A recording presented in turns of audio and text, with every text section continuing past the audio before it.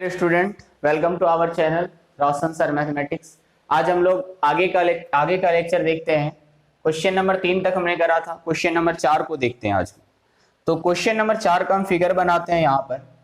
उसमें आप देखिए कि किस प्रकार का फिगर बनाया हुआ है। आपके पास बुक होगा, आप देखिएगा। उनमें से एक त्रिभुज बनाया गया है, ऊपर में टी है, यहाँ पर क्यू है, यहाँ पर आर है, और एक लाइन है पी एस। पी से आर को मिला दिया गया है। ये इसका नाम 1 और इसका नाम 2। ये चित्र दिया हुआ है, आप अपने से बना सकते हो।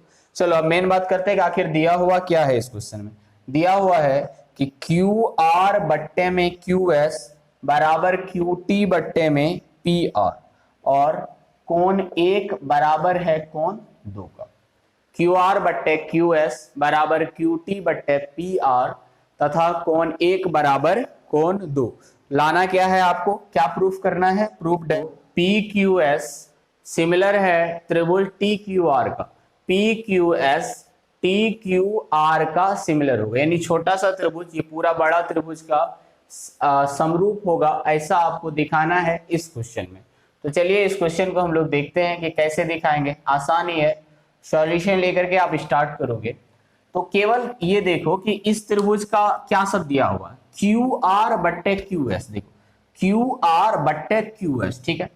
ये क्यू टी बट्टे पी आर, लेकिन होना क्या चाहिए, क्यू टी अगर इधर लिया तो इधर क्या लेना चाहिए, उसको क्यू पी लेना चाहिए। अब समझो बात को क्या करना है। अब इधर से इधर लिया हुआ है क्वेश्चन, तो उनको हम बताते हैं आपको। इधर से देखिए, यहां पर आपको कैसे दिखाना है, क्योंकि एक बात तो क्लियर है कि पी क्यू एस त्रिभुज और टी क्यू आर त्रिभुज में कोण क्यू कॉमन होगा। कोण क्यू दोनों में आ रहा है, ये वाला त्रिभुज में भी आ रहा है, एक बड़ा वाला त्रिभुज में भी आ रहा है। तो केवल दो भुजा अगर हम समानुपातिक दिखा दिए, बीच का कोण को बराबर कर दिए, तो आप बोल सकते हो ना कि दोनों त्रिभुज क्या है, समरूप है। यहां पर क्या दिया हुआ है कि क्यू आर बट्टे क्यू एस। देखो क्यू आर बट्टे क्यू एस, ठीक है, ऐसा हो सकता है, ये संगत भुजा है।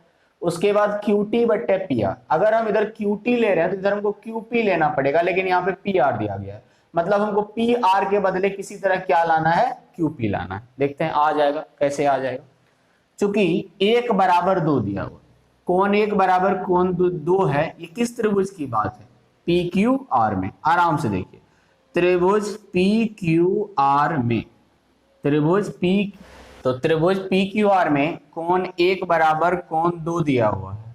तो देखो अगर त्रिभुज में दो कोण बराबर होते हैं तो उनके सामने वाला भुजा भी बराबर होता है, ऐसा आप पढ़े थे 9 क्लास में। तो कोण 1 के सामने में जो है वो है पी आर। कोण 1 के सामने में है पी आर, कोण 2 के सामने में है पी क्यू। तो पी आर बराबर होगा पी क्यू का।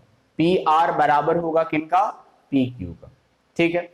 तो अब जो दिया हो, इनको यहां पर ही छोड़ दीजिए। अब जो दिया हुआ है उनका काम हम लोग करते हैं।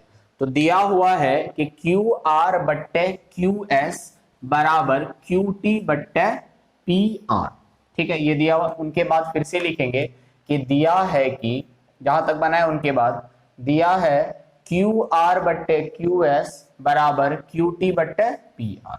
तो चलो क्यू आर बट्टे क्यू एस तो ठीक है, क्यू टी। अब देखो अभी पी आर के बदले क्या लिख सकते हो आप, पी क्यू लिख सकते हो। अभी तुरंत आप सिद्ध किए हो कि पी आर जो है किनका बराबर है, पी क्यू का बराबर है। अभी तुरंत आप लाए हैं ना, अभी तुरंत लाए हैं कि कोण 1 बराबर अगर कोण 2 का है तो पी आर बराबर पी क्यू हो जाएगा। तो अगर यहाँ पे पी आर है तो उसके बदले क्या लिख सकते हो आप, पी क्यू लिख सकते हो। चलिए अगर आप यहाँ पे पी क्यू लिख सकते हो तो अब जो त्रिभुज आपको सिमिलर करना था उनको लिखते हैं। त्रिभुज पी क्यू एस तथा त्रिभुज टी क्यू आर में, पी क्यू एस तथा टी क्यू आर में क्यू आर बट्टे क्यू एस, इधर से स्टार्ट है, तो क्यू आर बट्टे क्यू एस बराबर क्यू टी बराबर क्यू पी, यानी पी क्यू क्यू पी एक ही बात है। ये तो अभी तुरंत प्रूफ किया आप। तथा देखो कोण इसमें भी क्यू है, इसमें भी क्यू है, तो कोण पी क्यू एस बराबर होगा टी क्यू आर का। ये क्यों होगा, उभयनिष्ठ से। अब फिगर में आपको हम दिखा देते हैं कि ये दोनों कौन सेम कैसे है। पी क्यू आर की अगर हम बात करें तो ये कौन है, पी क्यू एस की बात करें तो भी यही कौन है, और टी क्यू आर की बात करें तो भी यही कौन है। तो ये दोनों कौन जब दोनों त्रिभुज में आ गया है तो उनका नाम आप दे सकते हो उभयनिष्ठ। तो इस तरीके से कौन पी क्यू एस बराबर होगा कौन टी क्यू आर का।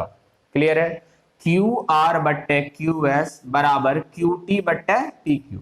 यहां से क्यू आर बट्टे, फिगर में देख लेते हैं, क्यू आर बट्टे क्यू एस, क्यू टी बट्टे क्यू पी, और उसके बीच का कौन बराबर। तो इस तरीके से आप कह सकते हो कि जब दो भुजा आनुपातिक और एक कोण बराबर, तो त्रिभुज जो दोनों है पी क्यू एस वो समरूप हो जाएगा किनका, पी क्यू आर का, by the property of S A S. समझ रहे बात को। इसमें बस एक काम करना था आपको, क्या करना था कि कोण एक बराबर जो कोण दो दिया हुआ था ना, उनको लगा करके दो भुजा को बराबर कर लेना था, और जब आपका दो भुजा बराबर हो गया तो फिर उसको एलिमिनेट कर लेना था, यानी पी आर बराबर हो गया था पी क्यू का, तो बस पी आर के बदले केवल पी क्यू लिख लिए, और एक कोण उभयनिष्ठ है, दोनों त्रिभुज क्या हो गया, समरूप हो गया। इस तरीके से आप इनको समझ सकते हो। चलिए नेक्स्ट क्वेश्चन की ओर हम लोग चलते हैं, क्वेश्चन नंबर 5। 5वां नंबर का क्वेश्चन को देखते हैं। तो 5वां नंबर का क्वेश्चन में जो आपको दिया हुआ है ये गिवन है। क्या गिवन है कि पहले फिगर को देखो, फिगर में है कोण P, ये तो कोण P है, बराबर कोण RTS, यानी ये कोण बराबर इनका दिया हुआ है, और आपको प्रूफ करना है कि RPQ RTS दोनों सिमिलर होगा। याद रखिएगा, सिमिलर समरूपता में सबसे ज्यादा इंपॉर्टेंट अगर कोई चीज है तो वो संगत है। क्यों संगत है, क्योंकि इसका नाम देखो, इनका नाम तो ऐसे भी लिख सकता था RTS और RQP, लेकिन ऐसा नहीं लिखा, उन्होंने क्या लिखा RTS और RPQ। क्यों लिखा ऐसा, क्योंकि T बराबर है P का। तो बस कौन किसके बराबर है उनको उसी ऑर्डर में हम लोग लिखते हैं। तो ये बड़ा आसान है। कैसे आसान है, आप इनका सॉल्यूशन को देखो। सॉल्यूशन में लिखेंगे त्रिभुज RPQ तथा त्रिभुज RTS में, त्रिभुज RPQ तथा त्रिभुज RTS में, इसमें क्या है, एक चीज तो दे ले है कि कोण P बराबर, तो कोण P को तो हम RPQ लिख सकते हैं ना। देखो P का नाम तो RPQ भी है, तो लिख देंगे कोण RPQ इक्वल टू कोण RTS। क्यों बराबर है, दिया है, ये दिया हुआ, और एक कॉमन होगा। क्या कॉमन होगा दोनों में, R कॉमन होगा। पहले चेक कर लेते हैं क्या सही में R कॉमन होगा, तो यहां से चेक कर सकते हो। PRQ इस कोण के बारे में बात कर रहे हैं हम। फिर अगर हम इधर से PRQ लिए हैं तो इधर से हमको TRS लेना पड़ेगा, TRS ये कोण, ठीक है। तो दोनों में देखो, दोनों में सेम कोण आ गया, तो अगर सेम आ गया तो यहाँ पे लिख सकते हैं हम कि कोण PRQ बराबर कोण TRS। ये क्यों होगा, ये होगा उभयनिष्ठ कोण। एक कोण दिया हुआ है, एक उभयनिष्ठ से बन गया, तो इनसे आसान और क्या हो सकता है। हमको तीसरा का कोई जरूरत नहीं है, क्योंकि जब दो कोण बराबर है ही तो तीसरा ऑटोमेटिक बराबर हो जाएगा। तो इस तरीके से आपका RPQ त्रिभुज समरूप हो गया RTS त्रिभुज का, RPQ त्रिभुज समरूप हो गया RTS त्रिभुज का। ठीक है, कोई दिक्कत नहीं। इसी टाइप से सारा एक्सरसाइज है। हम पूरे एक्सरसाइज का सारे क्वेश्चंस को आपको अच्छे तरीके से बताएंगे।